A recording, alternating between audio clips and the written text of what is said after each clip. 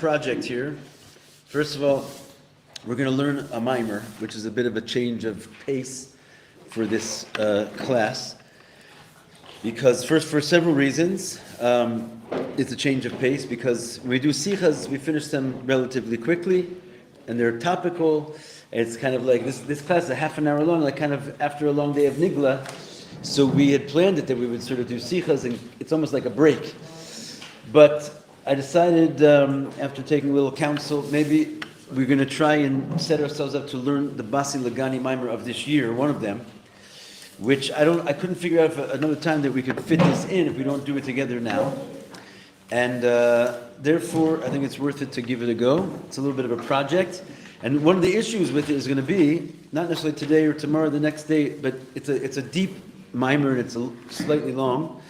So it's just kind of to bring ourselves back every day to where we left off the day before, because it's when you're going to get deep into highfalutin lights in the Or Ein Sof and before the Or Ein Sof and in the Or Ein Sof and all kinds of, it's very, very sophisticated Chassidus over here.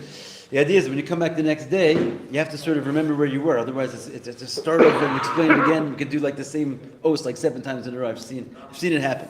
So let's just try and kind of, if you get a chance to think about it, review it, we're going to try and keep going each class as the time goes on. Is there any more copies? Or we ran out?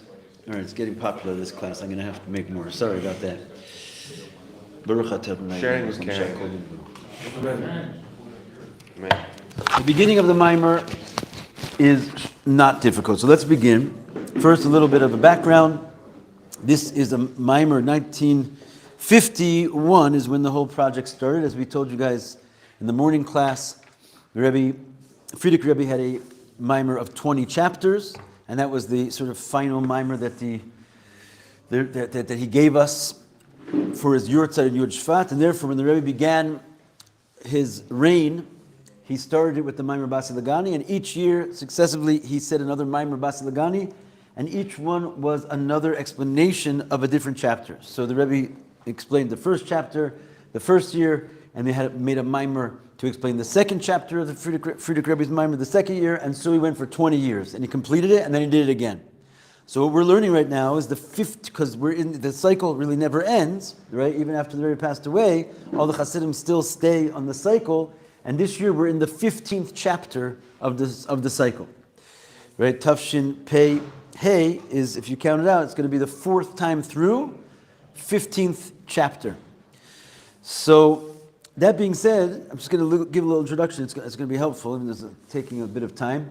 The way that the Rebbe himself handles the situation, where he's going to jump in and give Hasidim a mimer based on the 15th chapter, right?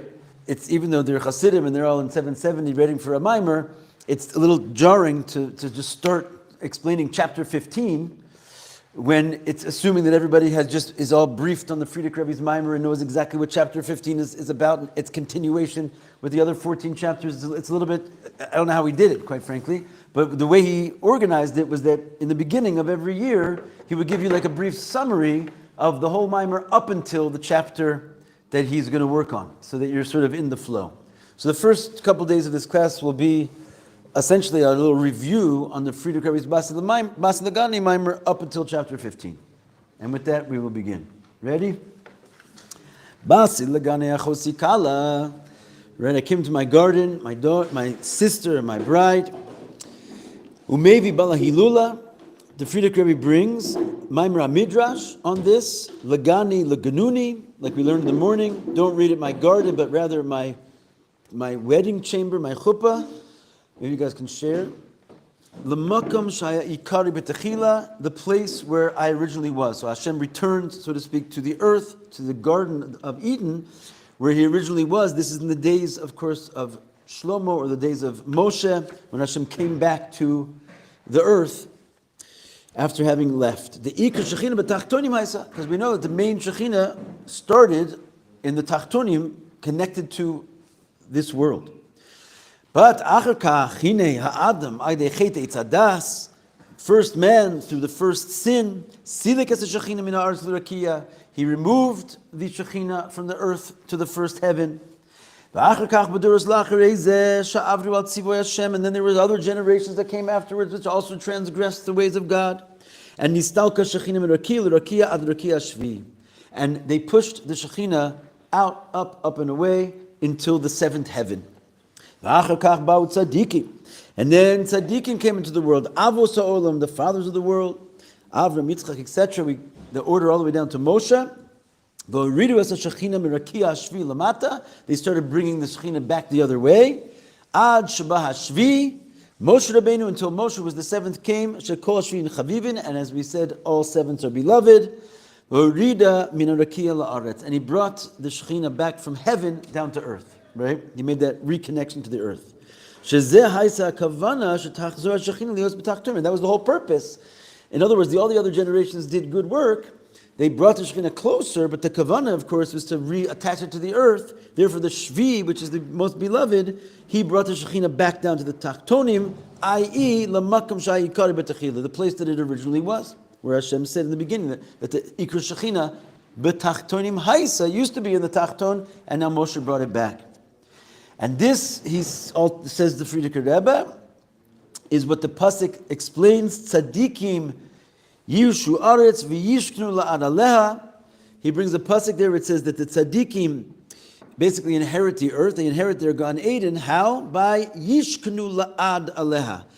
And we explained this already in the morning class. What does that mean? That in yanam v'avudasam shel tzaddikim. That what are these tzaddikim doing?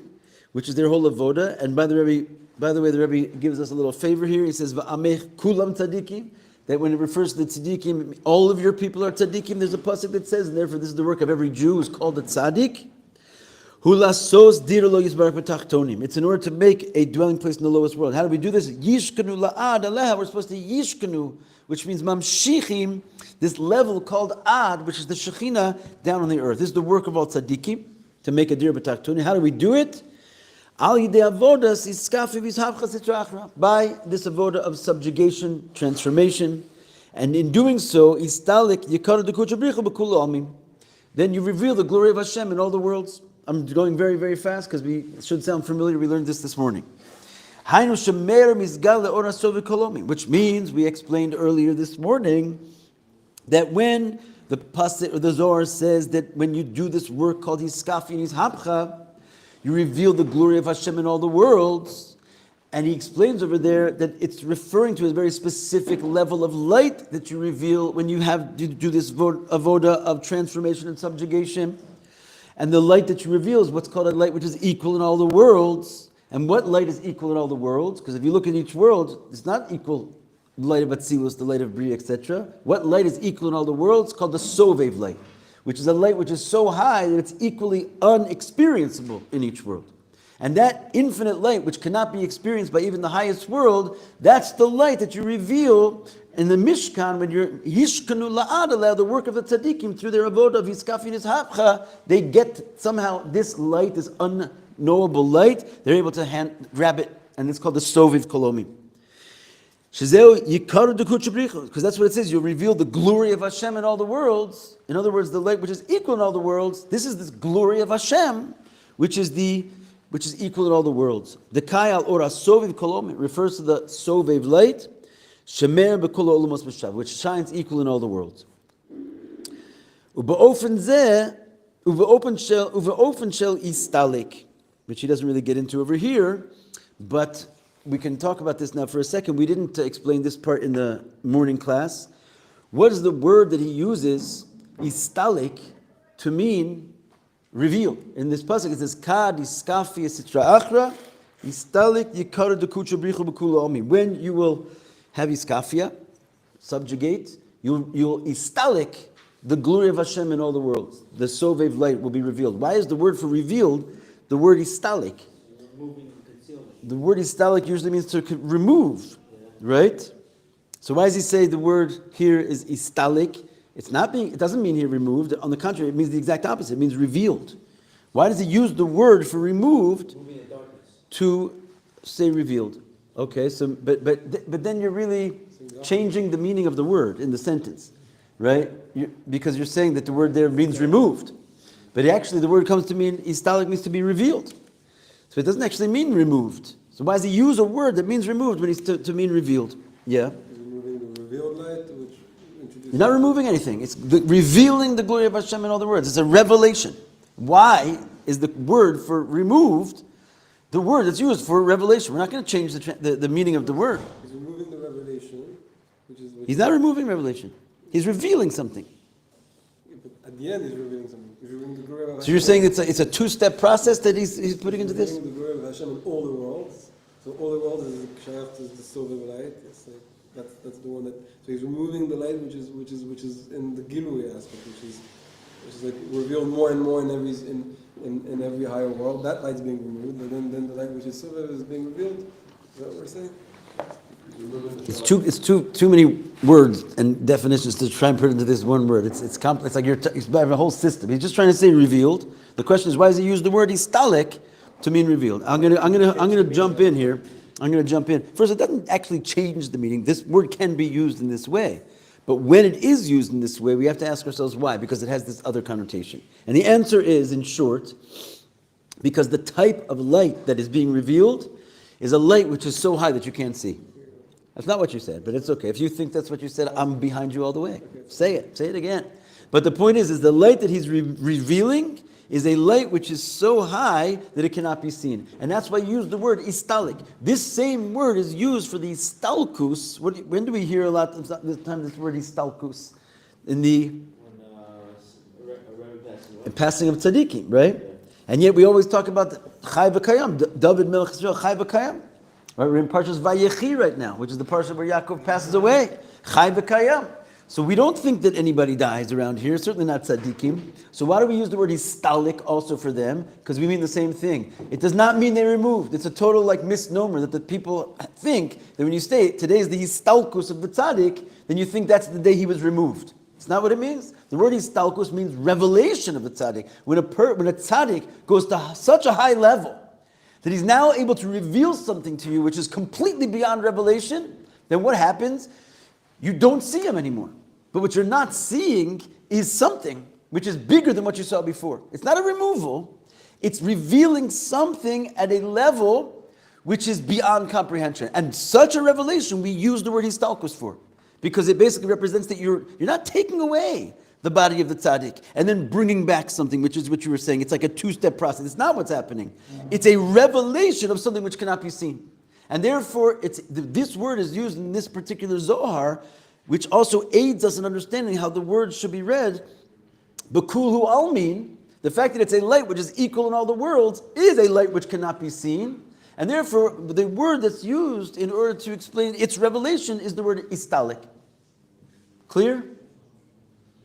Good. I've been asking myself that my whole life, man. Ayeka. We're in Sfas, dude. Yeah. We are, hold on a second, let me just help you out here. I lost my way. The 3 lines from the bottom. It says istalik. Real quick, you want to say something? Yes, we're not saying that before we get to that, before we reveal that level of light which is unrevealable, that there isn't the removal of the lights that were revealable. What you're seeing as a theoretical removal, that's what he's trying to say, is not that. It's a presence of something higher. It's not. There's no necessity to remove anything. On the contrary, there's nothing removed. It's just that when this light comes, which is so high that you can't see it, instead of seeing something, you don't see it. But what you're not seeing is a revelation of something that you can't see. It's a very good word. It's comprised of both states. Exactly. To you, it feels like you can't see. It's true. It's like one of those Torah genius situations. Let's not dwell on it too much. We're trying to just kind of catch up to chapter 15. That whole thing is just in 3 words. There he says, an ofen shel istalik, which basically he does not explain what he means. He says, check out Torah, or you'll see that somewhere else. So let's move on. Zeu mashu kasuv. So based on this idea that you're doing the avodah of iskafia, you're revealing the sovev light. This is what it says in the pasuk. Asu li mikdash v'shachanti b'socham. Shachanti again, lashon shechina, and this is the verse which tells us to build a temple. It says, "You will build me a temple, and I will dwell within them." Hainu shebamishkanu mikdash V'gam b'socham, you do this work of building me a temple, and I will dwell within the temple, but also I'm going to dwell within you, within them, b'soch kol echad ve'echad m'Yisrael, inside of each and every Jew. Why? Shehem elu shemamshichim shemashkinim hainu mamshichim shechinasu yizbarach lamata. Why does the Shekhinah suddenly dwell in you? Because you're the one doing the avoda. You're the one doing the iskafia, and therefore you become the place of that mishkan, of this infinite light that can't be seen. It comes into you when you do this work. And this is the idea of what the pasuk says, tzadikim yirshu aretz, the tzadikim are going to get their just rewards. Why? Because yishkanu la'ad aleha. Because they're busy making this Shekhinah, which is this level called shochein ad marom v'kadosh, in themselves. How? By doing the avodah of Hiskafi and Hishapcha, which is nothing other than building the Mishkan, right, in our own personal avodah. Fine, moving on. Mamshich leba'er. Now he goes on to chapter 2. And he goes on and he's not going to go through every single chapter. He's going to do like a general. Soon we'll be in chapter 12 in a second. He goes on to explain in chapter 2, She'ikar avodah b'mishkan u'mikdash, that okay, I'm with you, the Mishkan is that. But what takes place in the Mishkan is primarily karbanos, right? That this is like going to zero us in on how to accomplish this avodah of Hiskafi and Hishapcha, right? That through how do you make the V'shachanti, create this state of being a Mishkan, is through the karbanos and the ketores. What's the difference between karbanos and ketores in avodas Hashem? Karbanos, sacrifices. Ketores is the incense. Those who were in my Hanukkah morning classes, there weren't very many of you, we discussed it a little bit over there.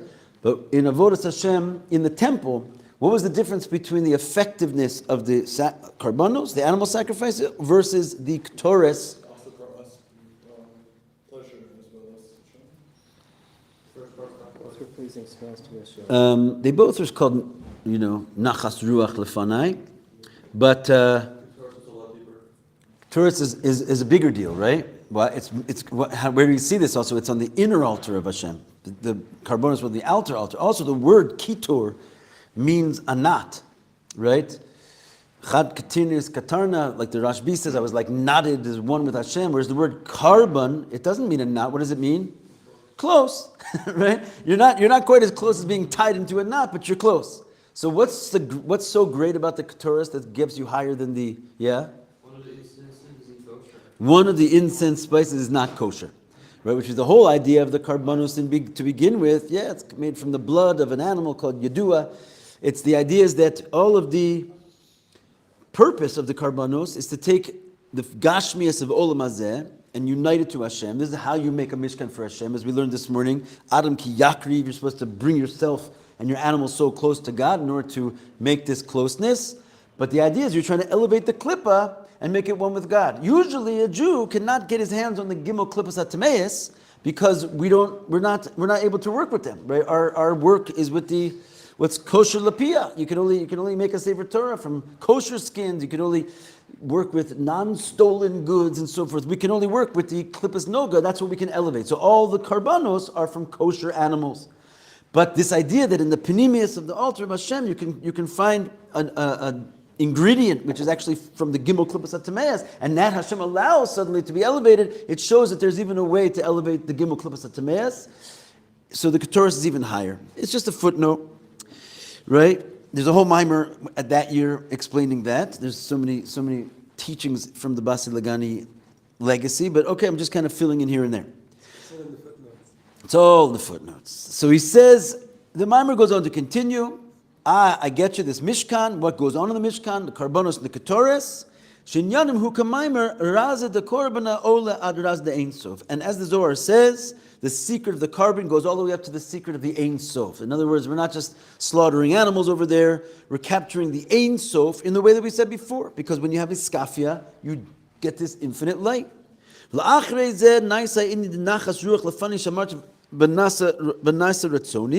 Once you offer your sacrifice, you have this what's called nachas ruach. The word nachas also comes to the word nechis darga, which means to go down a level. And the idea is that nachas we give Hashem is actually this descent of the infinite light because we did His will. Right? So you offer your carbon, and then he responds with the Ein Sof coming down. Vezeu gam masha mishkanai me'atzei shitim, and he goes on. We didn't get to it yet in our morning class, so we soon will. This is why the Mishkan was made with a particular type of wood called atzei shitim, which means it's some kind of a cedar wood that the Mishkan was made out of. Acacia wood? Acacia. I think it's debatable, to be honest with you. You're not quite sure what wood it was. Kamosha Kesuv, Basi Sakrushim Lamishkan Atzei Shitim Omdim. As the pasuk says, you will make boards for the Mishkan made out of acacia wood standing, and it's called shitim. And what's the idea? Why is this wood called shitim? Because shitim comes from the lashon shtus. It comes from the word folly. So we're actually building a Mishkan out of foolishness. As the Midrash goes on to say, which means, again, how do you connect with God? You have to take the folly of this world, specifically, and that's how you make the Mishkan to Hashem. In other words, you want to draw down the Ein Sof, you need a carbon. What's a carbon? It's a dumb beast. It's a silly animal. Just like your animal soul is a dumb, silly animal. Right? So just like the idea is that you connect with God using your lowest parts of yourself, your most, and using them for something godly. So too, the actual building of the Mishkan also shows on the same thing, that it's made out of literally shtus, which means you need to use your lowest sort of animalistic qualities in order to access this Orein Sof, this level of histalkus light that we were talking about before. And that's why it says, Kadiskafi sitra achris talik. Right? How do you get the light? How do you get the light to equal all the worlds? You have to subdue your sitra achra. In other words, you can only get it by being in this lowly place and converting it to kedusha. So this is what the Mishkan itself is made out of, literally shtus. The kemudgash gam b'tevos keresh, and that's also, this Maimer goes on to say, hinted to in the fact that the boards are called krushim. Krushim is the way you say board, but the word keresh is famously has the same letters as sheker. Right? Acacia, nice. Sheker means also kesher. That he brings that in the Maimer because it's one thing. The keresh, right, is when you make a kesher between the Or and Sof through the sheker, right? But you can't make a kesher with the Or and Sof unless you have sheker. You have to use your beast, right? Kesher means connected, like it means like ketoris. Actually, it means a knot to connect, and sheker means like a lie. So the actual name for the board of the Mishkan, keresh, is this unique reforming of the letters of sheker, which means to lie, which means the lie, the sheker of this world, which is lying to you and telling you that it's something other than it is. You have to grab that very thing and switch it around a little bit. It turns into a keresh and a beam that holds up the boards that hold God. Which means you got to work with the low aspect of yourself. You can't just ignore sort of your worldly self. You don't want to engage in it in the wrong way, but you have to engage in it in the right way, which means use it for God. Bridge is also the same word, right? Yeah. No, that's Gesher with the Gimel. Okay. K'mavur baruch b'hemshus hamaymer in yanim shel osios elu hen beremez lamayla hen ba'avodas ha'adam. Let's not get lost in footnotes over here or in parentheses. Hainu shemisheker ha'olam osim krush l'mishkan. And very simply, from the sheker of the world, you make the boards of the Mishkan. Same thing with your animal. You bring down the Or Ein Sof. There's no other way to do it. You got to deal with yourself. Now, once you get these krushim going for you, which is already nice, you made out of the sheker, you got a keresh, but it says a little adjective on these krushim. They're called omdim, which means simply halachically means when you have a board, you could put the board sort of like this, or you could put the board vertical, right? And the mitzvah is to put these boards vertical. So they're called omdim, standing. Now the idea is omdim also comes from the word amudim, which means a pillar for good reason, because the pillars stand from the top to the bottom. But the idea is why this kesher, this keresh, which is from taking the sheker, the falseness of the world, it all of a sudden creates something called a pillar, amudim, atzei shitim omdim, is because this process of taking your sheker and turning into a keresh makes a pillar which joins the top to the bottom. A pillar joins the ceiling to the floor, which means that you need both the floor, you need to be touching the floor, but when you're touching the floor, when you get that avoda done with the lowest parts of yourself, you actually access the ceiling, the keser, which is this level of infinite light. That you can only get that infinite light if you're going to do avoda with your lowest parts. And this is sort of, from here comes obviously that the whole shita of the Rabbi is like, in general, go out and work. He's not trying to tear people away from Torah, God forbid. Go out and work, learn 7 hours a day, but go start a business and be a CEO while you're at it. Because only when you're going to deal with your human physical self is when you're going to deal with the actual ability to capture the essence of God. Because if you want the pillar, you got to also have it connected to the ground. Okay. To the point that you actually fuse the top with the bottom. And when you fuse the top with the bottom, you have this quality of basically connecting to the essence of Hashem, because the whole idea is that Hashem is both equally in the top and He's equally in the bottom. If you leave a piece off, you don't have the whole Him. And therefore, you're sort of denying the true reality of God unless you realize that God is also in the lowest places. So there's a whole idea of the pillar. The kol zeh, nice idea. Avoda ba'ofen shel shtus to kedusha. How do you get this pillar? By using your shtus to kedusha. What does it mean, shtus to kedusha, in a simple sense? That your animal, what it has going for it, basically, what makes it so animalistic and so foolish, is that it does things that doesn't make sense. Right? In other words, if you make sense, you'd always do the right thing. Your animal is just a dummy. He's going to go do something and start making behaviors that he knows is not good for him, and he knows is going to hurt him. He just moseys on over there and just does it anyway. He's like just the dummy. He doesn't base himself on sense. So how do you use that for God? You have to have what's called shtus to kedusha. You have to do holy things that are beyond calculation, that don't make any sense. You're pushing the envelope of service to God beyond the measure where it makes any sense anymore. Whereas again, if you look at the Rebbe's entire platform, what he's trying to get us to do and how to live, it's crazy. First things first, take your whole newlywed and move to a place that no one speaks Hebrew, and you're never going to have a minyan, and you basically don't have any money, and good luck. The famous story, they say that the guy goes to, after 120 years, he gets judged. Unfortunately, him and his buddy, they get sent into Gehenna, and there's a whole story, the Polish Rebbe, I don't want to mention any names from the story, he comes over and he says, Rebbe, help me, I'm in hell, get me out of here. He says, don't worry, I'm going to pull you out by your payas, you'll be fine. The other guy's a Chabadnik, what happens? He says, Rebbe, get me out of here. He says, no problem. Rebbe goes into his jacket pocket, pulls out $1, he says, good luck on your shlichus. This is basically our business in life. We're supposed to be in hell, right? And why would you put a person in hell? That's just a crazy place to be. Do something normal, right? Get yourself out of hell. No, because in hell, I can serve Hashem like a mashugana. I'm going to go around all these little sinners and knock on their door. Hey, you ever put on wrap tefillin today? It's insane. Why don't you just sit and fast, sit in the base medrash, live your life like a Jew, be a normal person? What are you doing over there?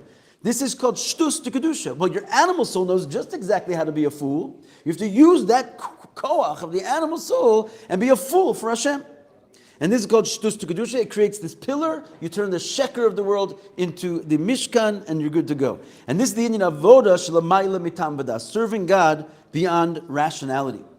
And this avoda, when it's done through the Bnei Yisrael, then the Bnei Yisrael get a special name tag, which is called Tzivos Hashem, right? When the Jewish people came out of Yitzrayim, we got this new name that we're called for the first time. We're called the Legions of Hashem. And essentially he connects this idea that this name is called upon us when because what is the Legion of Hashem? It's like a soldier. A soldier also is designed to serve and follow the orders whether you understand it or not. Right? Just do what I tell you. You have to ask any questions. Well, get up. That's it. There's nothing to get excited about. You're just doing it. So this idea of like serving as a soldier, being ready to just do whatever is required of you, a soldier, if a soldier worth his name, he's going to serve beyond his rational understanding. And so therefore we get this name tag called Tzivos Hashem when we affect this process. I don't have my phone. Is time? Yeah, 4 Okay, let's ride. So anyway, guys, we're just doing a review. That's why I'm kind of going fast. When we get to chapter 15, we're going to slow down. It's very, very technical and beautiful. Right now, I'm just catching us